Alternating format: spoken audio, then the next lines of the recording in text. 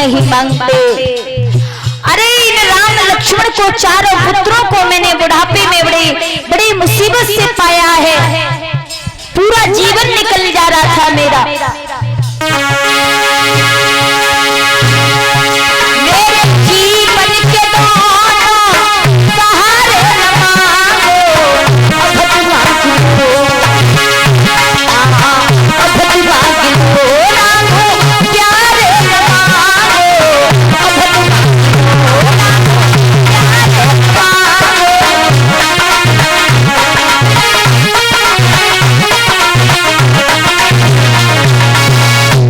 मेरे जीवन के दोनों सहारे न मांगो, अभट मांग लो राम प्यारे न मांगो। दशरथ ने जब कहा, विश्वामित्र ने जवाब दिया तो कोई बात नहीं है, हम लौटे जा रहे हैं। तो जवाब दिया दशरथ ने, लौटोगे तो खैर नहीं, लेकिन अब जो मैंने कह दिया है कह करके पीछे नहीं हटूंगा। लेकिन पहले हमें ये बताइए कि राम लक्ष्मण की ऐसी क्या आवश्यकता पड़ गई जो आप लेकर के जा रहे हो। और ये उमेश यादव हरिनामपुर से ये 100 रुपए से हमें सम्मान कर रहे हैं। बहुत बहुत धन्यवाद। धर्म के क्षेत्र में आगे बढ़े, सम्मान में सम्मान मिले, प्रभु से यही आशा अभिलाषा है। तो महाराज जवाब दिया, इन्हें किस काम के लिए ले जा रहे हो? विश्वामित्र ने कहा, हे महाराज दशरथ, जो राक्षस लोग हैं ना वो हमें यज्ञ नहीं करने देते। आज तक हमारा यज्ञ पूर्ण ही नहीं हो पाया। जब जब करते हैं तब तब अधूरा ही रह जाता है। और हम राम और लक्ष्मण को जब ले जाएंगे तो उनकी सहायता से हमारा यज्ञ पूर्ण हो जाएगा। इसलिए हमें इनके साथ, इन्हें हमारे साथ भेज दो। दशरथ ने जब ये सुना तो कहने लगे, महाराज कैसी बात कर रहे हो? अरे ये जरा जरा से राम और लक्ष्मण है, आपके यज्ञ की रक्षा भला कैसे कर पाएंगे? आप कैसी बात कर रहे हो? विश्वामित्र हंसने लगे, बोले, हे महाराज दशरथ, इनके बारे में आपको नहीं मालूम है, हमें मालूम है। क्या मालूम है? बोले सुनो, कि मेरा तो इतना कहना है, श्री राम लखन बन जाने दो, नटवर को नाटक रचने दो, और भूतल का भार हटाने दो। मेरा तो केवल इतना कहना है आपसे कि प्रभु को अपनी लीला करने दीजिए और इनको नाटक रचने दीजिए, भूतल का भार हटाने दीजिए। जब ये कहा है मेरे भगवत श्रोताओं, तो आज दशरथ ने कहा, अगर ऐसी बात है तो ले जाओ। राम लक्ष्मण को साथ में लेकर के विश्वामित्र एक वन में पहुंचे। एक वन में पहुंचे बियाबान जंगल में, तो क्या देखा कि सामने से एक पहाड़ जैसी खूब लंबी चौड़ी स्त्री आ रही थी। और वो लंबी चौड़ी स्त्री कौन थी? भगवान राम ने देखा तो गुरुदेव से कहा कि गुरुदेव, मैं क्या देख रहा हूँ कि ये पहाड़ जैसी स्त्री लंबी चौड़ी आ रही है, कौन है? भगवान राम की बात को सुनकर गुरुदेव बोले, बेटा राम, ये कोई और नहीं है। ये कौन है मालूम है? बताते हुए बोले, सुनो।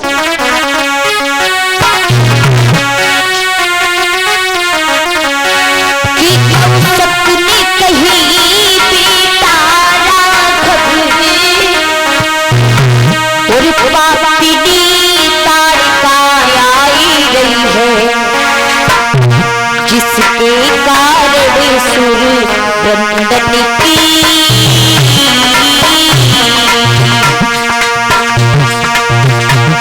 जिसके कारण सुर बंदन की, निष्कारण जान जाई गई है।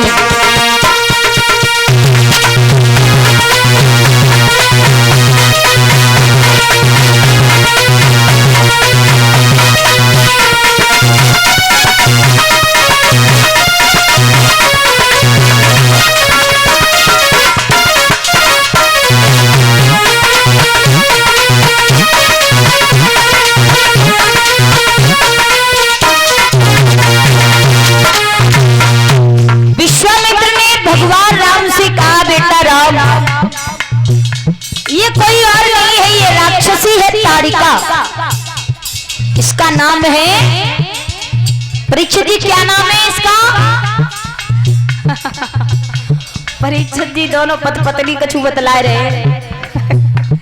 दान बहुत में रोत आई से कछु बतला रहे हो। परीक्षित जी क्या नाम है उस राक्षसी का? हाँ, कथा तो ध्यान से सुन रहे हैं। अगर अब की बार बताए नहीं पाते तो 500 रुपया को जुर्माना लगतो। हाँ, तासे ध्यान से सुनियो।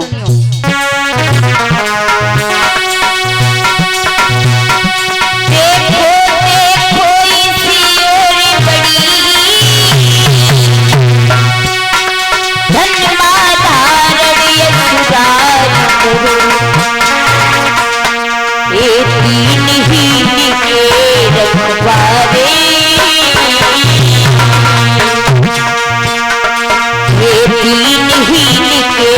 रखवारे इस पापन का संहार करो।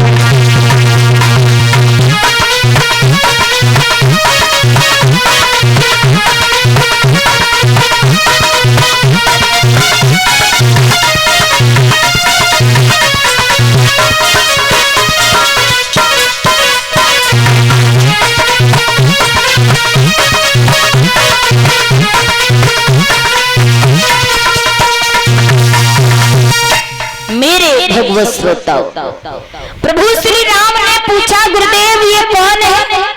तो कहा है बेटा ये ताड़िका राक्षसी है और ये हम लोगों को बड़ा परेशान करती है। हमारा यज्ञ हवन आज तक इसने पूर्ण नहीं होने दिया और अब आप आए हो तो आप ऐसा करो। बोले क्या करें? कहा ऐसा करो अपना धनुष और बाण उठाओ और इस राक्षसी को यहीं पर मार करके डाल दो। मतलब ये है क्योंकि ये है राक्षसी, बड़ा परेशान करती है। आज तक इसने हमारा यज्ञ पूर्ण नहीं होने दिया। आप धनुष और बाण को उठाओ, इसे मारो और फेंक दो। भगवान राम कहने लगे गुरुदेव कैसी बात कर रहे हो? अरे एक कबला है, कबला पर छत्री का हाथ उठाना ये छत्रीपन नहीं होता, ये बहुत बड़ी कायरता हुआ करती है। और ये बिल्कुल सत्य बात है। यहाँ कौन कौन से ऐसे मर्द बैठे हैं जो अपनी पत्नी को खूब पीटते हैं डंडा से? जरा हाथ उठाओ। अच्छा, तो जाको मतलब तुम बहुत बहादुर हो। बहादुर हो ना, तभी तो बहादुरी दिखाते हो। पूजवे की नहीं कहीं पीटते हैं। अच्छा पूछते हैं, अच्छी बात है। पूजने का मतलब प्यार करते हैं तो करना चाहिए। हर पति का फर्ज बनता अपनी पत्नी से प्रेम करना। तो देखिए कुछ कुछ ऐसे पति होते हैं जो हर दिन हर वक्त हर घड़ी स्त्री को पैर की जूती समझते रहते हैं। स्त्री को गालियां देना काम, मारना काम, हर पल हर घड़ी लड़ना झगड़ना। ये बहुत ऐसे मर्द होते हैं जो घर में विशेष काम यही करते हैं और कुछ उनका काम ही नहीं होता। तो माताओं अगर पति आपको मारते हैं तो कोई बात नहीं है, मार खाना आपका काम है क्योंकि आप पत्नी हो ना। अब आप कहोगी कि अपने भाइयों को बढ़ावा दे रही हो, तो ये गलत है। एक पत्नी पर हाथ उठाना, एक मर्द वो मर्द नहीं कहलाता बल्कि गीदड़ कहलाता है।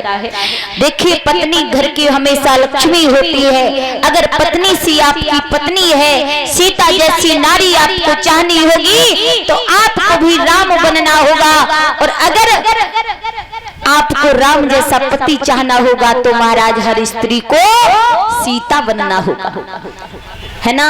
अगर हर पति कहे कि मुझे राम जैसा, हर पत्नी कहे मुझे राम जैसा पति चाहिए, तो महाराज राम जैसा पति तभी तो मिलेगा जब आप सीता बनोगी। और हर पति कहे सीता जैसी नारी मिले।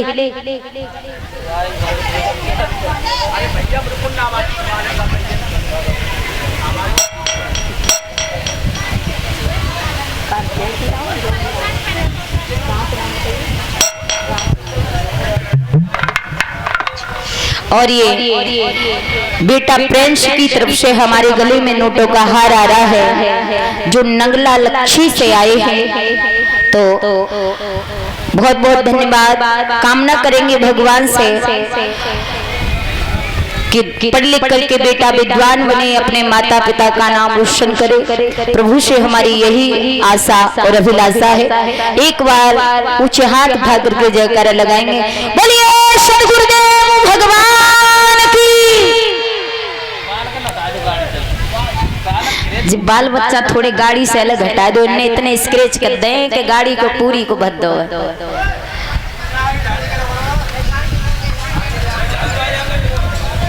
और श्री सुखदेव जी कहते हैं कि हे उत्तरानंदन परीक्षित महाराज, आज आइए वहीं पर रात कथा का प्रसंग चल रहा था। जवाब दिया किसी मार दो। भगवान राम ने कहा एक स्त्री पर छत्री का मर्द का हाथ उठाना ये छत्रीपन नहीं, कायरता होती है। बिल्कुल सच है महाराज। स्त्री हमेशा पैरों की जूती जो लोग समझते हैं वो लोग सावधान हो जाएं। स्त्री पैरों की जूती नहीं बल्कि सर की पगड़ी हुआ करती है। अरे पैर में जूती पहनी जाती है। आप सोचो कि पैर में जब जूती पहनते हैं तो रोड पे चलेंगे, जो रोड पे चलेंगे तो जूती तो फट जाएगी, थोड़े ही दिन तो चलेगी। और पत्नी जिंदगी भर साथ देती है। विवाह क्यों करते हैं हम और आप? जिंदगी भर साथ देने के लिए, एक दूसरे का साथ निभाना और देना, इसलिए शादी करते हैं। तो पैर की जूती पत्नी कहां से हो गई? पत्नी तो सर की पगड़ी होती है। जैसे अगर पत्नी आपके घर कोई मर्द आ जाए, कोई दो चार लोग आ जाएं, अगर पत्नी चाहे तो उन लोगों को खाना बना के खवाएगी, चाय बना के नाश्ता बना के खवाएगी, ठंडा पिलाएगी, है ना? तो इससे नाम किसका बढ़ेगा? प्रशंसा किसकी होगी? इज्जत किसकी बनेगी? उसके पति की। जो घर में मर्द को, जो पत्नी को हमेशा जूती समझ के रखता है, उसी की इज्जत बनेगी। तो महाराज स्त्री आपके घर आती है, आपके वंश के लिए बालक पैदा करती है, उसे क्या पड़ी है बच्चा पैदा करने की? इतनी पीड़ा सहन करती है।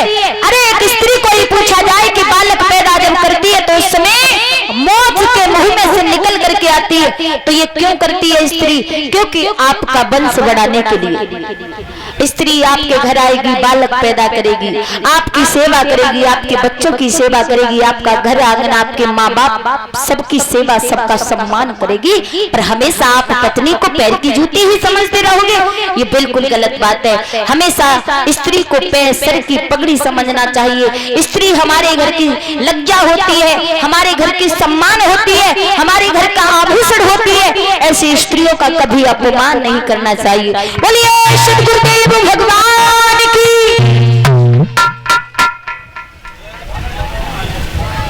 भगवान श्री राम ने कहा गुरुदेव मैं इसे नहीं मारूंगा। कहा क्यों? जवाब दिया नहीं। भगवान राम ने जब मना कर दिया तो विश्वामित्र बोले बेटा राम, अरे आप कह रहे हो स्त्री पर हाथ उठाना नहीं, ये गलत बात है। लेकिन यही स्त्री एक दिन वो सबला, एक दिन वो काली नागिन बन जाती है, जिसके एक बार डस लेने से मनुष्य बचता नहीं है। कभी ने कल्पना की है। बोले विश्वामित्र भगवान राम से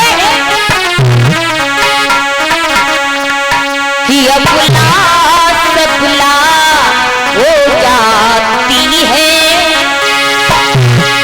और जब अपनी थी पे आती है।